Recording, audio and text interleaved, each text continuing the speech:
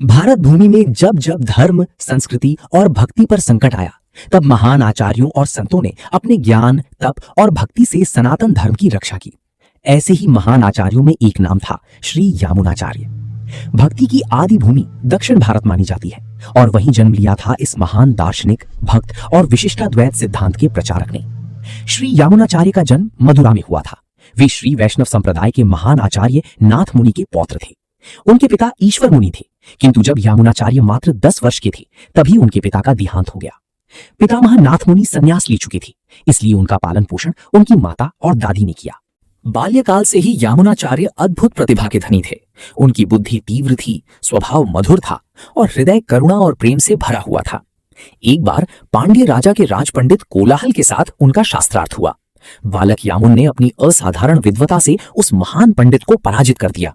राजमहल आश्चर्यचकित रह गया। उनकी विजय से प्रसन्न होकर महारानी ने उन्हें आधा राज्य प्रदान किया और उन्हें अलवंदार की उपाधि से सम्मानित किया। धीरे धीरे यामुनाचार्य राजकार्य और वैभव में व्यस्त हो गए।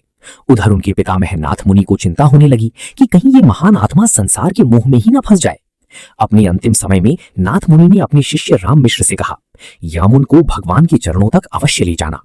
नाथ मुनि के देहत्याग के बाद राम मिश्र यामुनाचार्य को उनकी आध्यात्मिक अधिकार सौंपने ले जा रहे थे। रास्ते में भी श्री रंगम मंदिर पहुंचे। जैसे ही यामुनाचार्य ने भगवान श्री रंगनाथ के दर्शन किए, उनके भीतर भक्ति का प्रचंड ज्वार उमड़ पड़ा। क्षण भर में ही राज्य, वैभव और संसार का आकर्षण मिट गया। उनके हृदय में पूर्ण वैराग्य प्रकट हो गया। आंखों में आंसू भरकर उन्होंने प्रार्थना की, हे परम पुरुष, मैं अपवित्र, उद्दंड और निष्ठुर हूं, फिर भी आपके चरणों का सेवक बनना चाहता हूं। यदि मुझे आपके भक्तों के घर में एक कीड़े की योनि भी मिले तो वो भी स्वीकार है, परंतु जिनके हृदय में आपकी भक्ति नहीं, वहां ब्रह्मा का पद भी मुझे स्वीकार नहीं। उस दिन से यामुनाचार्य पूर्णतः भगवान श्री रंगनाथ के हो गए। उनकी वाणी से केवल भक्ति ही प्रवाहित होने लगी।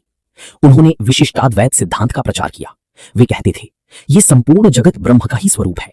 भगवान ही इस जगत की आत्मा है और समस्त जीव उनके अंश हैं। जीव का स्वभाव ही भगवान की भक्ति करना है। भक्ति ही आत्मा का धर्म है और शरणागति ही सच्ची भक्ति है। यामुनाचार्य आगे चलकर श्री रामानुजाचार्य के परम गुरु बने।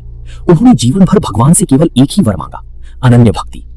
जब उनका महाप्रयाण का समय आया, तब उन्होंने श्री रामानुजाचार्य को स्मरण किया, किंतु रामानुजाचार्य के पहुंचने से पहले ही यामुनाचार्य परम धाम को प्रस्थान कर चुके थे। लोगों ने देखा, उनकी 3 उंगलियां उठी हुई थी।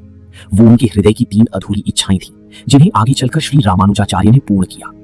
श्री यामुनाचार्य केवल एक दार्शनिक नहीं थे, वे भक्ति, वैराग्य और पूर्ण शरणागति के जीवन स्वरूप थे। उनका जीवन हमें सिखाता है, राज्य, वैभव और संसार क्षणिक है, पर भगवान के चरणों की भक्ति ही शाश्वत सत्य है।